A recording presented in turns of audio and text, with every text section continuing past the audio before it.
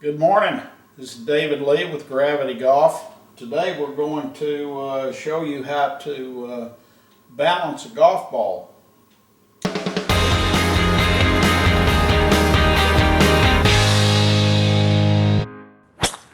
good friend of mine named Denny Schreiner used to run a company in Akron, Ohio called DNA Labs. And Denny has run many tests on golf balls and the effect that the polarity has on the golf ball. If you take a golf ball and put it in water with a little WD-40 on it, the ball will move. It will turn in the water. If it's not perfectly balanced, it will turn to where the light side of the ball is up. And they have done many tests on these golf balls at DNA Labs, and when they would take the ball and turn the polarity perpendicular to the flight line with a 20-foot putt. Now this is putting with a machine over a perfect rug. When the polarity of the ball was perpendicular to the flight line to the putt, the putting machine out of 20 golf balls from 20 feet would make like 54% of the putts. And when the golf ball was oriented in a perpendicular or in a vertical attitude, the putting machine, so that the ball was turning end over end on the polarity, the putting machine would make 96% of the putts. So it can have a great deal of bearing on your putting, if you're putting with a golf ball that's out of balance. Also, if you have the polarity of the golf ball marked and you are hitting a ball, for example, with a driver or with an iron for that matter, if the ball is marked so that you can see the orientation, you can put the heavy side of the ball toward you, and it's very easy to hit a fade. If you want to hit a draw, you put the heavy side out and the ball will turn over every time if you make anywhere close to a decent swing and make a nice draw. If you want to hit it up in the air, put the heavy side up. If you want to hit the ball low off the tee, you can put the heavy side down. And it really has an effect on what the golf ball does when it flies. I'm going to show you how we go about marking these golf balls. They have these little spinners that you can buy that'll put a line around the golf ball, and that will give you the balance point of the golf ball so that it's turning end over end. But what that thing doesn't do is tell you the light side and the heavy side. If you want to know which side's heavy and which side's light, then you need to do what I'm about to show you. You just need a little, first you need some new golf balls. You need a can of WD-40. You need some salt and a good sharp pencil. I've got a pencil sharpener here. And you need a little 2-ounce paper cup that the golf ball will go into and not fall through. And that helps you to mark the heavy side of the ball. And I'll go through this and show you what we're going to do. The first thing we're going to do, now I have made up some salt water here. You take just a little container, fill it with warm water, and put enough salt in it until the ball will float. And we'll get the camera over here where you can see this. Then I have another little container here that I've sprayed some WD-40 in. You don't want to spray this in the house for every golf ball, so if you put a little bit of it in a container, then you've got all you'll need to get some WD-40 on these golf balls, and it allows them to spin freely in the water. The ball will barely turn if you sit it in the water. There's enough friction that it won't turn, but if you put WD-40 on it, it'll roll. So we'll start off here.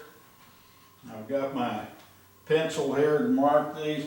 I've got bucket over here to wash the WD-40 off of them once they get marked. So this is a very, very simple thing to do.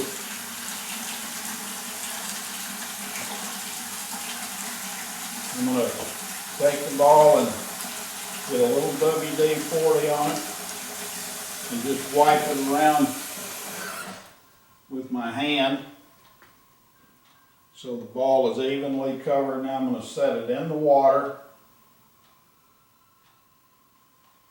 This ball is barely turning.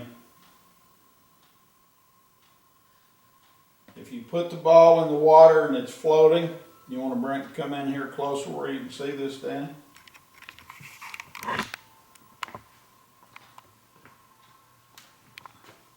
See, the ball's floating. There's a spot about the size of a quarter that's sticking out of the water. If I turn it, see, it's turning right back to where the light side is up. So I've got the dimple that's right in the middle of that circle. I'm going to take it and put a little bitty punch mark on that spot. Come back and wash that one here. I'm going to do another one here.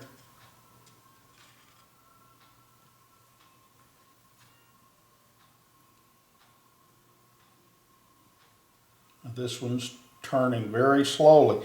The slower that a ball turns when you put it in the water, the better balance it is. If you turn it, see, this one's going to come back to the same place. We'll see, I'll spin it again. See, it's rolling back to, this golf ball is fairly well balanced because it turns very slowly. If you put a ball in the water, we might find one of the Titleist golf balls that we're marking today are getting much, much better. Something in their manufacturing is getting the balls better balanced than they used to be. When I did this, 10, 15, 20 years ago, you put a ball in the water, if you got a bad one, it would turn very, very quickly to the orientation of having the light side up. The faster a ball turns in the water when you set it gently into the water, the more out of balance it is. So if you get some that are really spinning fast, then you want to take those out of the balls that you play competitively with. So I've got this one in a good orientation here, and I'm going to go ahead and mark it with a pencil. We've dried off these golf balls that we punctured with a tiny pencil mark, and they're ready to mark. So I've got a blue magic marker here, and I'm going to put a little bitty circle.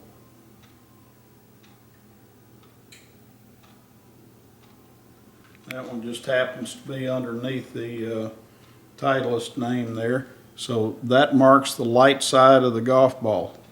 Now I'm going to take a black magic marker. I'm going to put this ball in this cup. You could do this with a pair of calipers if you happen to have a pair of calipers, but I put that mark right in the middle of the golf ball. And then I go to the exact opposite side of the golf ball, which I can see in the middle of this little cup.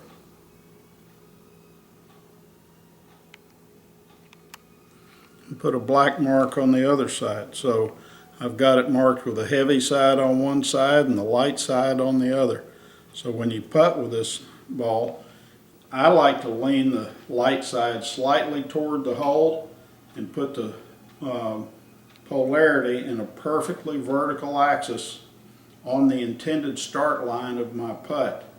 When you do that, you'll be amazed at how many more putts you make. So this gives you the best advantage of having the ball setting correctly on the green when you putt. And you still have to make a good stroke and read the green correctly, but you know, it's good to hedge your bet as much as you possibly can when you're out there trying to play and every stroke counts. You can also orient this thing, as I mentioned.